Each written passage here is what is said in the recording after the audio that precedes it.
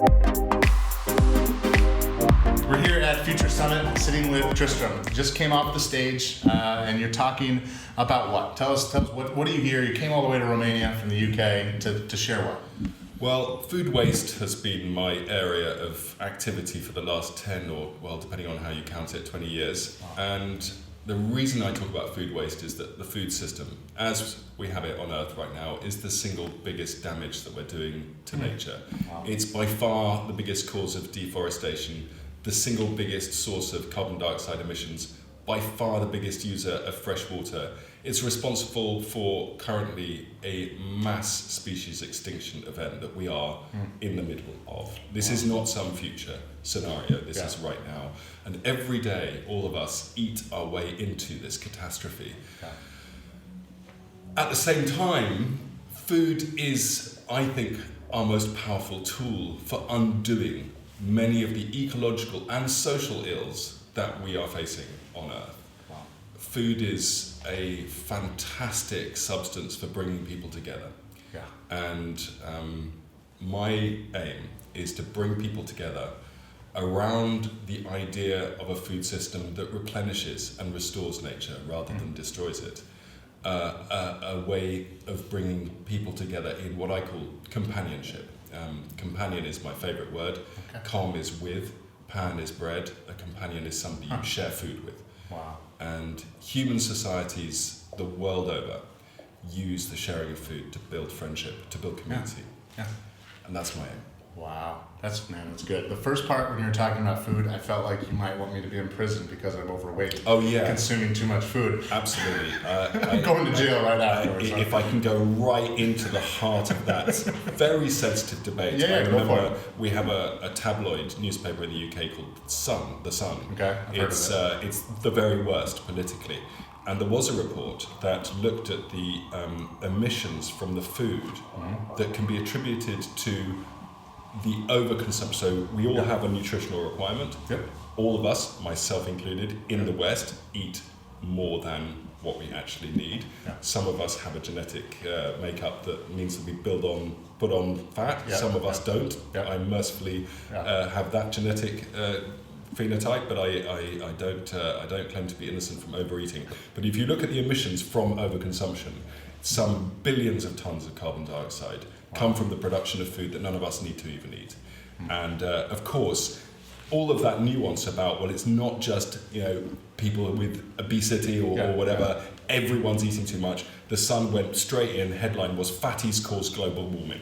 And that was there. Guilty as charged. Lock me up. Yeah, When you talk about companionship and companion, I just want to say I'm probably one of the best companions. Absolutely. And eating and enjoying food rather than say throwing it away as a solution to climate change is about as easy as it gets. And indeed, I've tried to make it easy throughout my life. The charity that I founded years ago, Feedback, uses huge feasts, feeding the 5,000, all made from food that would otherwise have been wasted, to bring people around the idea that, well, we should be eating this food, not chucking it away. Yeah. I've since set up a company called Toast Ale. We get one of the most egregious sources of waste in the world, the waste of bread. Bread is wasted on an industrial scale, absolutely everywhere. Huge. Sandwich factories throwing away the end slices, bakeries baking too much, supermarkets stocking too much. In our own homes, we eat half a loaf, it goes stale, we chuck it away. Everywhere you look, we waste bread.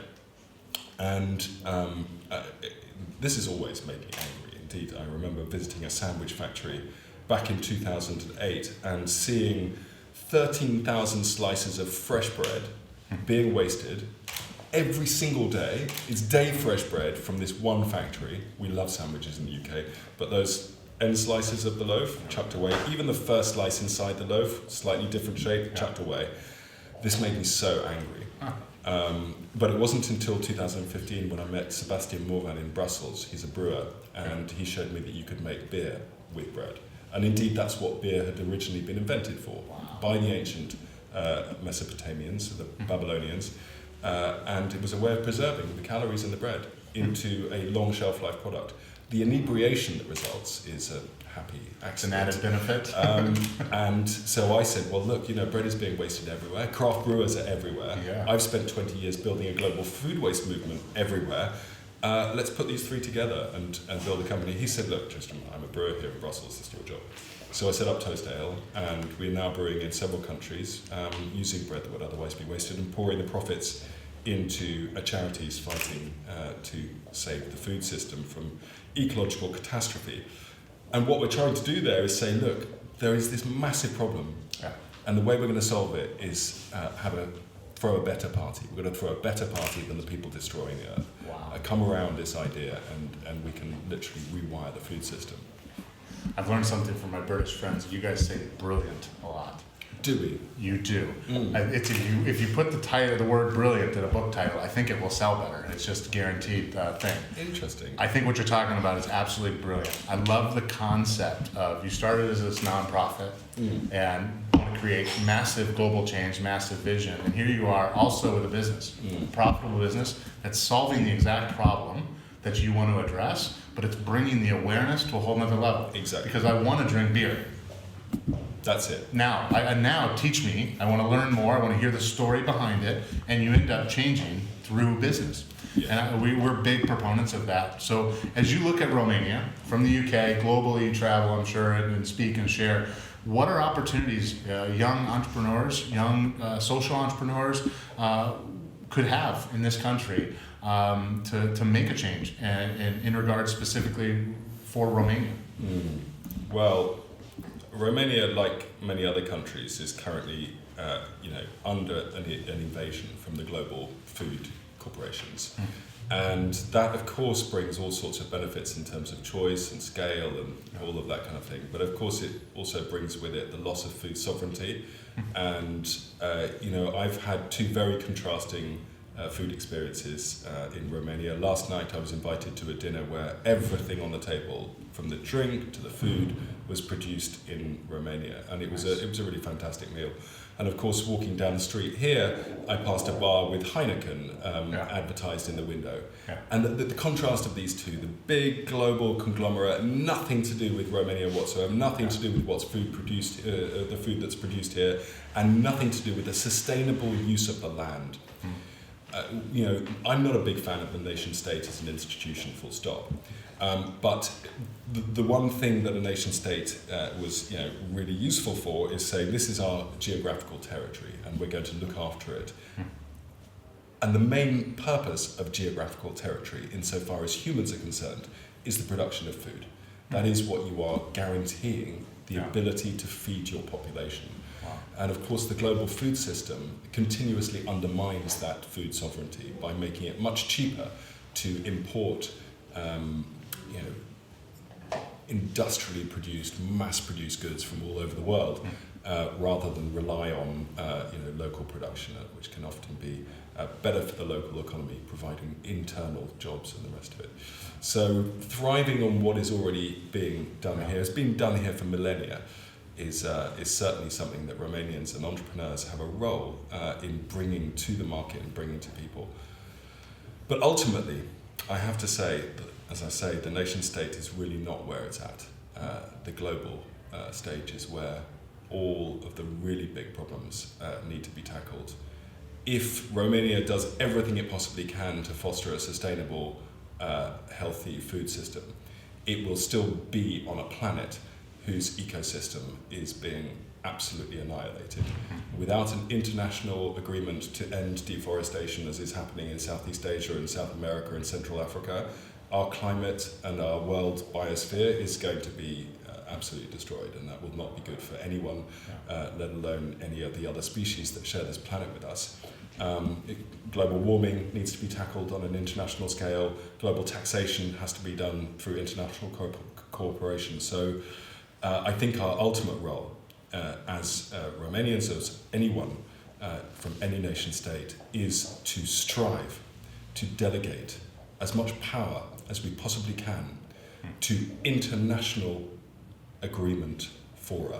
Those institutions don't even exist yet, to really enforce a global agreement on any of these things.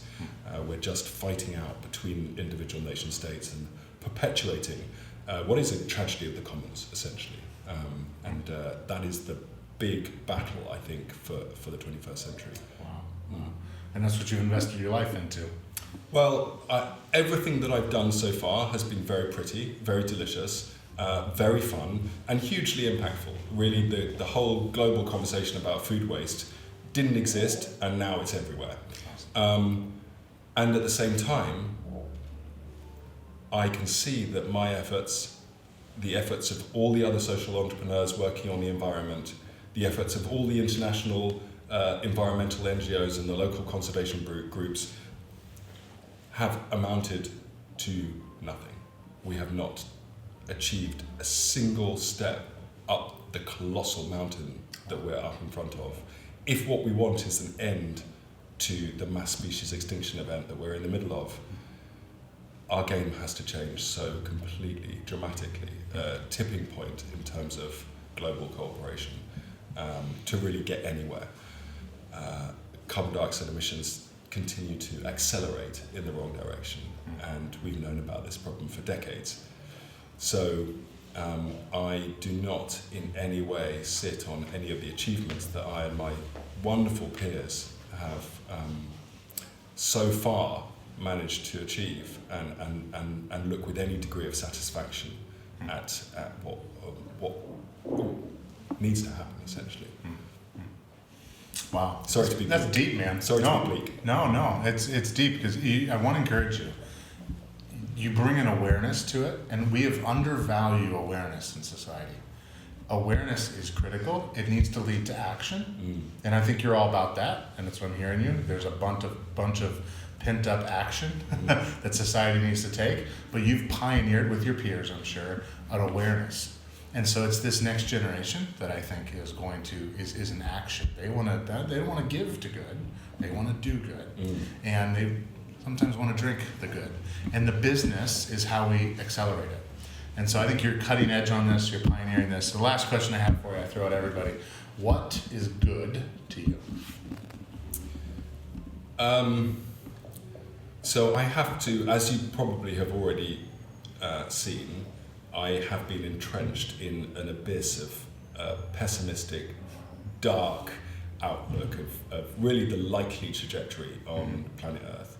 And the bad that dark abyss is shrouded by is the fact that life on Earth has been evolving for 4 billion years. We've come in at the last second, and we are wiping out species that are both wonderful in their own right and also useful to us, at the same time as causing suffering to millions, and there will be billions of victims of climate change as the years unroll. That is a bad.